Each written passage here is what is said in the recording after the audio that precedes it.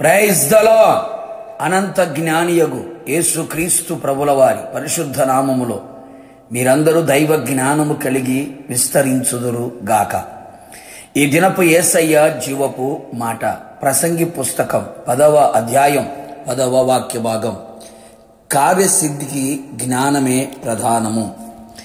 యేసయ్యందు భయభక్తులు కలిగి జ్ఞానమును పొందుకొని ఈ ఆత్మీయ యాత్రలో నడిపించబడుచున్న నా దేవుని ప్రియులారా, మన యేసయ్య అనంత జ్ఞాని అయిన దేవుడు. జ్ఞాన శౌర్యములు ఆయన యొద్ద ఉన్నవి, బుద్ధి జ్ఞాన సంపదలు ఆయన యందు గుప్తమై ఉన్నవి. ఈ కడవరి దినములలో, అపాయకరమైన దినములలో ప్రతి ఆత్మీయుడు దైవ జ్ఞానము కలిగిన వాడై నడుచుకొనవలెను. అపవాది క్రియలను గుర్తెరిగిన వారై జ్ఞానముతో నింపబడవలెను. శత్రువుని మించిన జ్ఞానమును పొందుకొని శత్రువు యొక్క ఎత్తుగడలు కుప్పకూలిపోవునట్లుగా చేయువారిగా కనబడవలెను. అనేకులు ఆత్మీయులు జ్ఞానము లేకయే నశించిపోవచ్చున్నారు.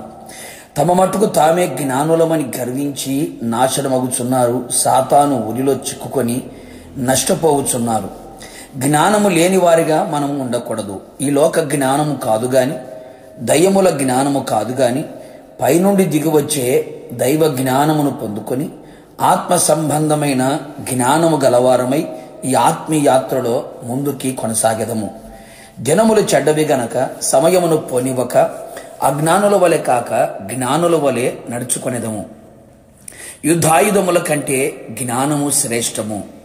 ప్రతి కార్యము సఫలమగుటకు జ్ఞానము ప్రధానమైనదని గుర్తెరుగుము.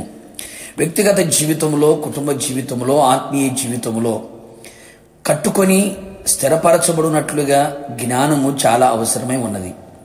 యేసుక్రీస్తును గూర్చిన అతి శ్రేష్టమైన జ్ఞానము పొందుకొని జ్ఞానుల వలె యేసయ్య ఎదుట సాగిలపడి ఆయనను మాత్రమే పూజించెదము. కార్యములన్నీ చక్కబెట్టునట్లు జ్ఞానము చాలా ప్రాముఖ్యమై ఉన్నది. జ్ఞానముతోనే క్రీస్తు వాక్యమును హృదయములో సమృద్ధిగా నివసింపచేయదగును. ఎవరికైనాను జ్ఞానము కొదువుగా ఉన్న ఎడల దేవుని యొద్దకు రావలెను. ఆయన ఎవరిని త్రోసివేయక ధారాళముగా జ్ఞానం అనుగ్రహించును. ఆహా, దేవుని బుద్ధి జ్ఞానములు బాహుల్యము ఎంతో గంభీరము కదా. యేసయ్య పాదముల చెంత నిలిచెదము. ఆయన యందు భయభక్తులు కలిగి ఉండెదము. ఆయన వాక్యము చేత నడిపించబడేదము. దేవుని యొక్క ఆత్మ చేత ముద్రించబడేదము. జ్ఞానమును పొందుకునేదము. ఆయన తన జ్ఞానము చేత ఆకాశమును కలుగు చేసెను, భూమిని స్థాపించెను.